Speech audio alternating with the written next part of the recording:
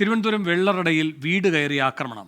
കോവിലൂർ സ്വദേശിയായ ശ്യാമള, സഹോദരിയുടെ മകൻ രതീഷ് എന്നിവർക്ക് പരിക്കേറ്റു.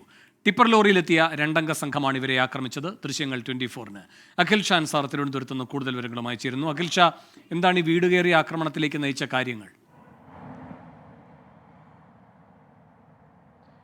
വേണു, ഈ രതീഷുമായി ഈ സംഘം, അതായത് രണ്ടംഗ സംഘത്തിലുള്ള ഒരാളുമായി ഒരു ഫോണിലുണ്ടായ തർക്കം, അതാണ് ഇത്തരത്തിൽ ഒരു വലിയ സംഘർഷത്തിലേക്കും ഇത് രണ്ടുപേരുടെയും തലയ്ക്ക് അടിക്കുന്നൊരു അവസ്ഥയിലേക്കും എത്തിച്ചത്. ഏറ്റവും പ്രധാനമായും നേരത്തെ തന്നെ ഈ രതീഷും അതുപോലെ തന്നെ ഈ മർദ്ദിക്കാനെത്തിയ രണ്ടംഗ സംഘത്തിലുള്ള ഒരാളുമായി ചില പ്രശ്നങ്ങൾ ഉണ്ടായിരുന്നു എന്ന് പോലീസും വ്യക്തമാക്കുന്നുണ്ട്. അതിന് പിന്നാലെ ഇന്നലെ ഇവർ തമ്മിൽ ഫോണിൽ സംസാരിച്ചിരുന്നു. ഫോണിൽ വലിയ വാക്കേറ്റവും ഉണ്ടായിരുന്നു. അതിന് പിന്നാലെയാണ് ഇന്ന് രാവിലെയോടുകൂടി ഒരു ടിപ്പറുമായി ഈ രണ്ട് ആളുകൾ ഇവിടെ എത്തുകയും വലിയൊരു തർക്കത്തിലേക്ക്, പിന്നാലെ അത് സംഘർഷത്തിലേക്കും കലാശിക്കുന്നൊരു സംഭവം ഉണ്ടായത്. ഈ രതീഷിനെ മർദ്ദിക്കുന്നത് കണ്ട ഇദ്ദേഹത്തിൻ്റെ വല്യമ്മയായ ശ്യാമള ഇത് തടഞ്ഞു മാറ്റാനായി എത്തിയ സമയത്താണ് ഇവർക്ക് നേരെയും ആക്രമണം ഉണ്ടാകുന്നത്. ഈ ലോറിയുടെ ഈ ജാക്കി ലിവർ ഉപയോഗിച്ച് രണ്ടുപേരുടെയും തലക്കടിക്കുന്ന ഒരു സമീപനമാണ് ഈ പ്രതികളുടെ ഭാഗത്തു നിന്നുണ്ടായത്.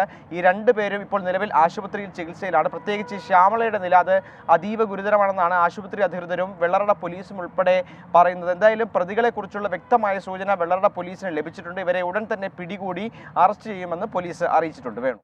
അഖിൽ ഷാൻ സാറാണ് തിരുവനന്തപുരത്ത് നിന്ന് വിവരങ്ങളുമായി ചേർന്നത്.